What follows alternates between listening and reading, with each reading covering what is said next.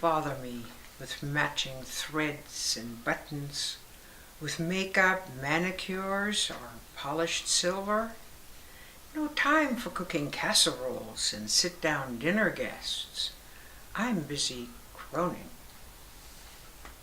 The dandelions are pretty, are they not? The hedge is rampant, full of birds. They're watching me. I'm croning.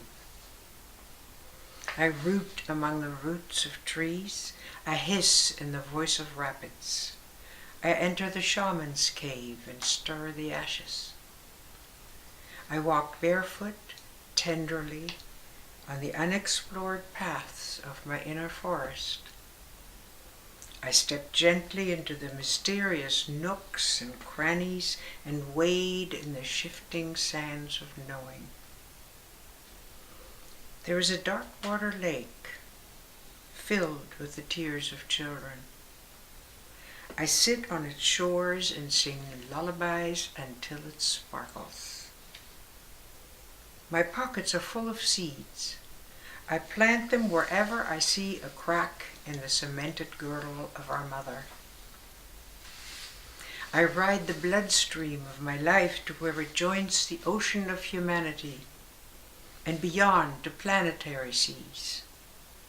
And the universe so vast and joyous, and all I do to keep on course is breathe.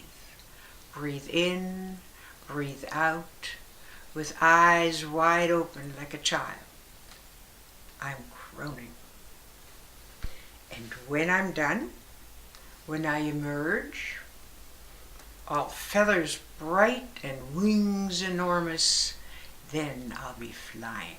Yes, then I'll be soaring.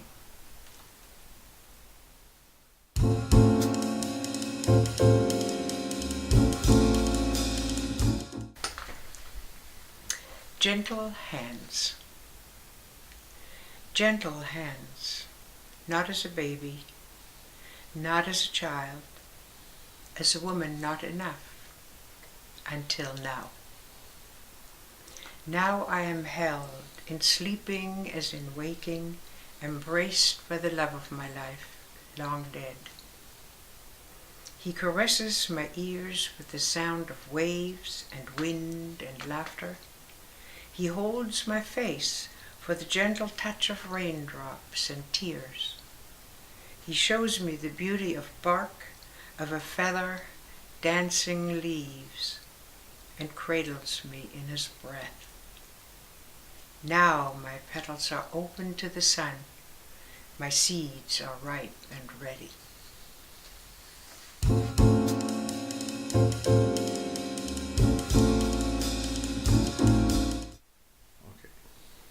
Unshed tears.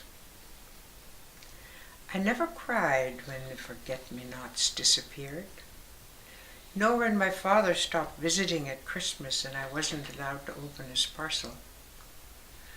I never cried for Sam, my first love, who carried me home piggyback when he was 17 and I was 5 and fully intended to marry him one day.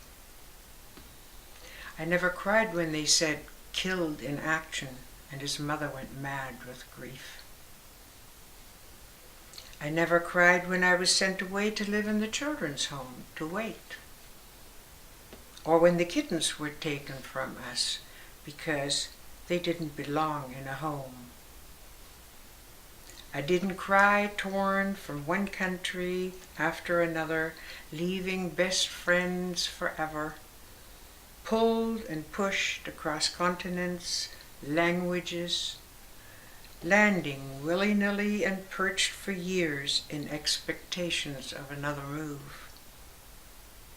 I never cried to have no place called home.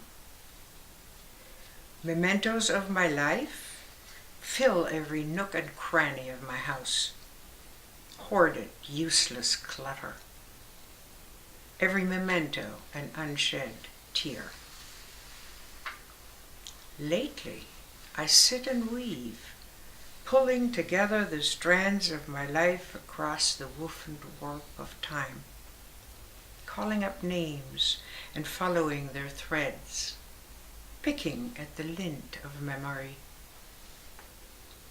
This year, forget-me-nots came into my garden, and I cried and cried for happiness and all the unshed tears.